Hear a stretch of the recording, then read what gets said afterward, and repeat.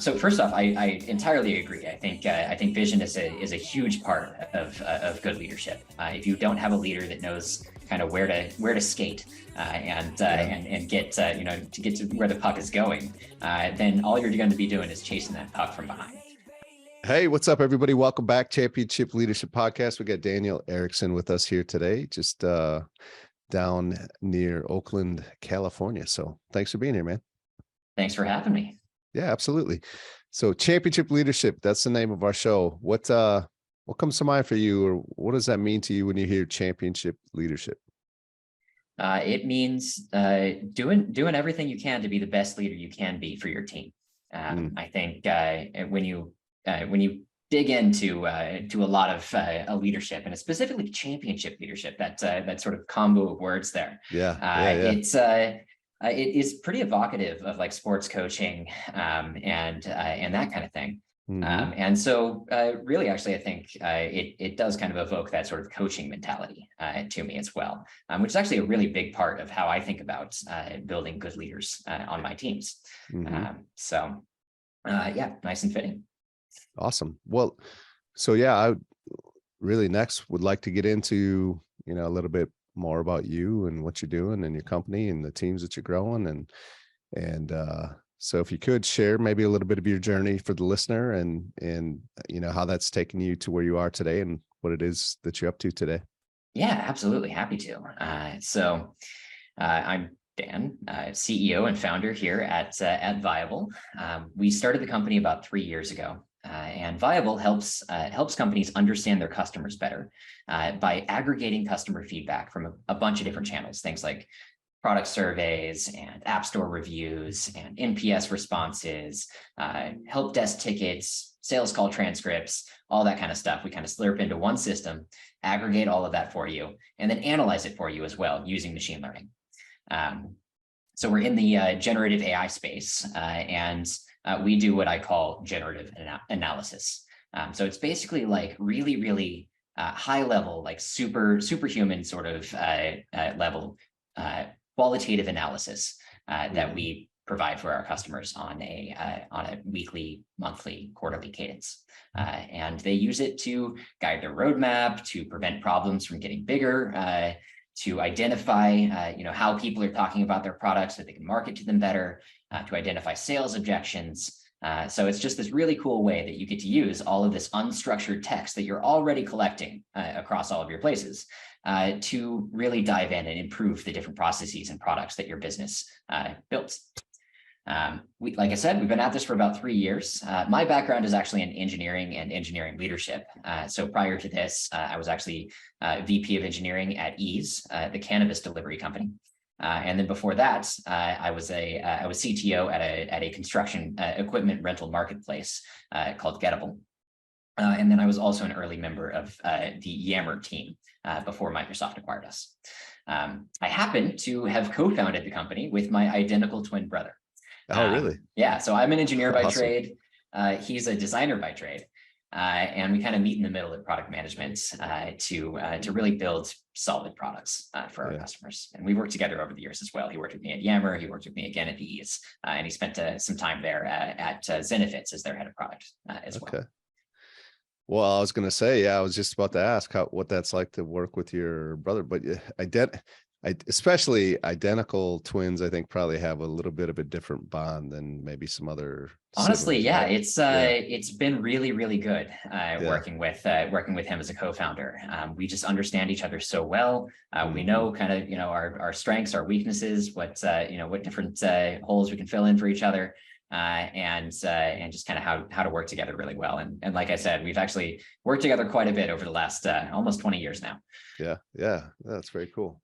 What's who have been maybe some championship leaders in your life? And it's always really more so about like, what is it about these leaders, or what characteristics have really stood out? Whether it's a coach, a mentor, a leader that you've crossed paths with, and maybe how some of those characteristics have really stood out and that you've taken to help mold who you are as a leader. Yeah, absolutely. I would say that the first one that comes to mind here is Adam Pisoni, the CTO and co-founder of Yammer.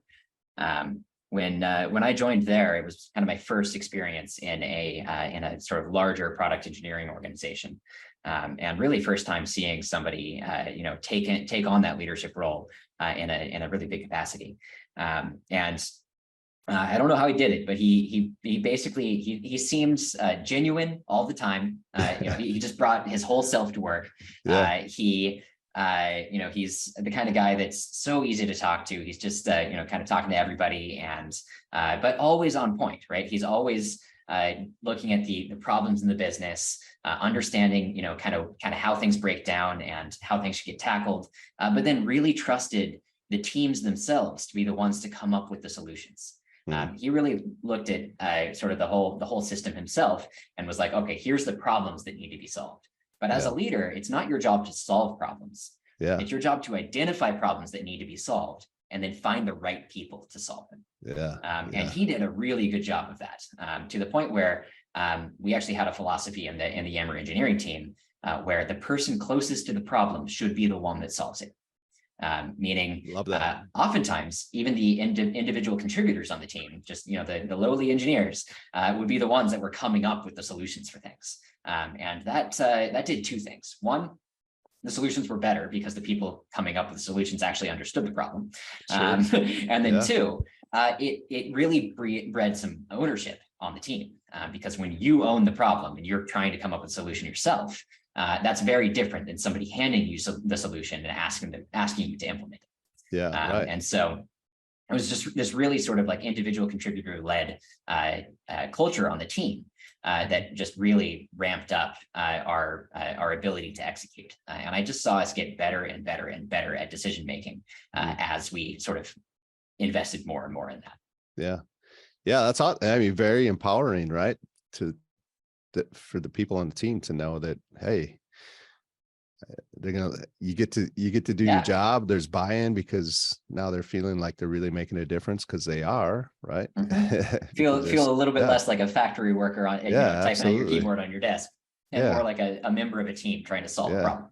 I love it. Right? Yeah, that's great. Well, what's the vision for you guys at Viable? Because I love talking about vision when we talk about leadership, and I think great leaders have incredible vision. Maybe a little bit of your vision and more importantly, maybe even is the impact that you're looking to make through that. Yeah, definitely. So first off, I entirely agree. I think vision is a huge part of good leadership. If you don't have a leader that knows kind of where to skate and get to get to where the puck is going, then all you're going to be doing is chasing that puck from behind.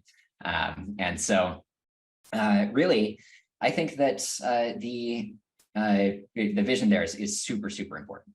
However, I also think that you have to balance it paradoxically with all of the stuff that you're learning from your customers as well. Right. So like, you can't just be like single-mindedly focused on this is the thing I'm going to build.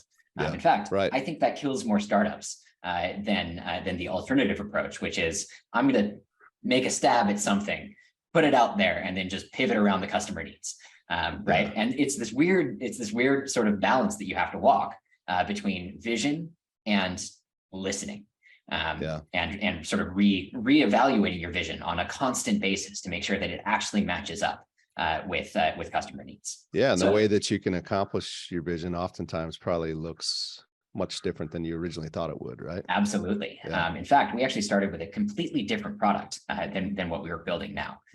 When we first started, we were going to help early stage startups find product market fit by using this sort of generative analysis to help them build the right roadmap to get to product market fit. However, a bunch of problems with that particular market, namely not a whole lot of money to extract from people there. Pre-product market fit startups don't have a lot of money to spend. And large companies actually have a ton more data that they need help with. So we actually pivoted about 6 months into building the company. We were like, okay, this original idea is not working the way we want it to. But the core of this generative analysis is the right thing. And so that's where we sort of doubled down on the vision and moved towards that aggregation system that I was talking about. Where we're headed. So many tools these days, especially SaaS tools and especially data tools, are targeting analysts. These are people who are building dashboards for other people on the team, who are answering questions for other people on the team, and writing reports for other people on the team. Where we differ from everybody else in the space is that we are not building a tool for analysts. We're building an analyst. So basically, instead of building a tool that you can go in and build a bunch of dashboards, make charts that may or may not be interpretable, and all of that, our target user is the actual end business user, right? The PM on the team that is just trying to figure out, how should I build this feature? What are the feature requests that people have for this? Or the sales leader who's like, what are the most common objections that we're finding in the sales team? Or the marketing leader who's trying to figure out why their NPS score is dropping. So all of these things are things that you would normally go to your analyst team for. Right, your business intelligence team or whatever, and they'd have to go through and read through all this content, manually tag stuff into buckets, spend weeks basically answering these questions for you. Whereas we're going to basically be that person instead of going to your analytics team or whatever to do this. You're going to come to us and you're going to ask us questions like, why is our NPS score dropping, or what feature requests do people have for the calendar feature? And we can go in and actually answer those questions for you in real time. Awesome. So long term, right now we're focused on just qualitative data. So things like I was saying, survey responses, transcripts, so on and so forth. Eventually, we will be marrying that with the quantitative as well. So we'll plug into your data warehouse. We'll understand things like churn, retention, engagement, all of the different analytics events that are piping through your system as well. And we'll marry that into one system that can then answer very high level questions and actually even very specific questions about how people are interacting with your business. Wow. Love it. Yeah, it's incredible.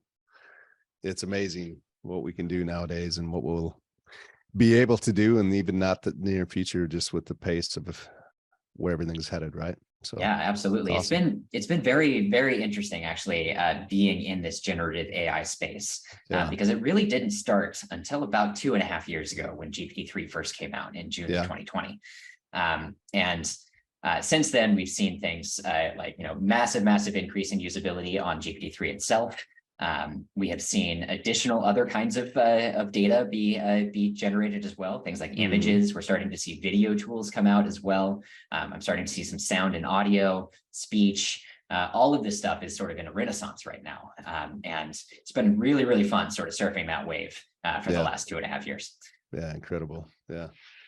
Well, let's shift gears just a little bit and maybe think of a time or two. I'm sure you got many, as we all do, but kind of a critical moment for you where you did choose the path that you did, which has you where you are today. But had you not, you could be in a very different place. I think there's just a lot of power for the listener that's in that spot right now to maybe hear how others have decided during those moments. So is there a time or two that comes to mind for you? Yeah, definitely. I think the biggest one there is probably my decision to leave Microsoft right after the Yammer acquisition. I was at Microsoft for a little over 2.5 years. Or rather, I was at Yammer for a little over 2.5 years. Microsoft acquired us about 2 years into that, we went through that whole thing, and I found myself working for a 100,000 person organization, the Office Group, and that's not even the entirety of Microsoft. Microsoft has way more employees than that, but I'm just talking Office, and so it's just this huge thing. So I felt like that was kind of a drop in the bucket. I didn't have a whole lot of leverage in my role. Couldn't really affect the overall Office metrics very much myself, and I was just getting restless, and I was actually walking away from some pretty hefty golden handcuffs there, right? Like after an acquisition, you've usually got like a little bit of a period where you're incentivized to stay. But I really just sort of like looked at myself internally and was just like, okay, I'm not the big co kind of guy. At least not the engineer at a big co kind of guy. I felt myself just having all of this friction in my day-to-day role of like, okay, like going into work, does what I'm working on really, really matter? I kept coming up blank on that. And so I did some soul searching and realized, no, it was time for me to leave. Even though I was leaving a bunch of money on the table, it was still the right call for me to continue my growth trajectory, because I was going to just stall out at Microsoft, right? I saw some people that had been at Microsoft for literally 2 decades after I joined, and they've been at like the same level for the last decade. You know, they've just been kind of doing their thing, and they're happy doing that. And I'm happy for them as well. But I'm the kind of guy that just needs to continue to grow. And that was not the place for me. So I quickly jumped back to the early stage and actually joined Gettable as the CTO when it was just the 2 non-technical co-founders. There wasn't any code written yet. The product didn't exist yet. All it was some relationships in the construction industry and an idea of what to build.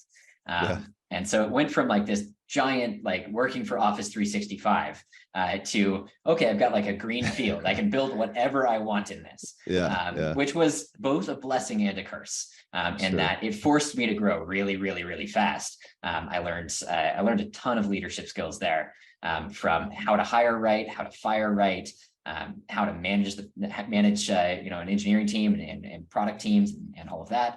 And then also just how to like dig in and build a real business. I was in board meetings. I learned so much by making that jump.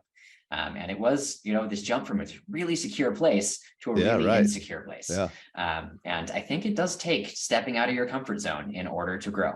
And I think that's the big lesson I took from that. I've done that ever since. I love it. Yeah, that's a great story. And you listen. I mean, essentially, I think you just really listen to that gut, right? Which is, I think a lot of people try to do like, you know, pros and cons lists and like, you know, list out all of the stuff and try to be really rational about these things. But at the end of the day, humans make decisions based on emotion. And I think that it's kind of doing you a disservice to ignore the emotional component when making decisions. Yeah, definitely. Well, as we start to wrap this up, you know, if there's 1 or 2 things you could give to the listener today that if they implement today would help move their life forward right now, what might that be? Absolutely. So I would say I've got 3 P's that I focus on whenever I'm leading. It is people, process, and product. So this is specifically for companies that are you know, building something to sell to someone, not necessarily service-based companies. But for that last one, you might be able to change that to be people in process and then just process. So basically what I mean by that is you've got to figure out the right kind of people to hire. So building the right culture on your team. And that's going to be different for everybody. Every leader has a different culture that they're going to be good at leading within. And so you have to know that about yourself. And honestly, the only way I've seen to actually figure that out is to just try a bunch and see what sticks. So there's that, right? So you've got to figure out the people part. A really essential part of that, though, is making sure that you're bringing a diverse list of people in, right? You can't just hire people who just think like you, because you're going to end up with the same blind spots you have if you do that. So it's best to hire people with a bunch of different viewpoints and then sort of help them meld into a culture that works for everybody. That's 1. Number 2 is process. In order to build a product, you've got to first build a process whose output is product itself. Every team actually has a different process to do there. There's a bunch of, you know, companies out there that's going to try to sell you on a specific process, like, you know, hardcore Scrum or even like waterfall development. All of that stuff is sort of off the shelf process. I have never seen any of those work. So what really matters is you figuring out, what does your business need process-wise? And you should actually be iterating on your process as much, if not more, than the product itself. Because the product is the people are what use the process to build the product. And so it's foundation of people, process goes there, and then actually the product just kind of takes care of itself. If there's a really good process in place. And the product obviously needs to match customer needs, which means you've got to have all the right feedback loops in place to do that. Oh, I love it. I love that. Yeah, absolutely. I think you could probably find a way to take that to your personal life as well. So I think there's some very practical stuff there for everybody listening. A appreciate you being here today. What would be the best place for people to go to, if they're interested in more of what you guys are up to and what you're doing, or, I don't know if you're on social media, or the best place maybe for people to go? Yeah, absolutely. You can learn more about us at askviable.com. And you can email me at dan@askviable.com. Excellent. Too easy. We'll get that linked up for everybody. And again, I appreciate you being here today. As you're listening right now, if you've enjoyed this conversation, don't go anywhere. Just stay right here for the next episode. And again, Dan, thank you so much for being here. Thank you for having me. It was fun.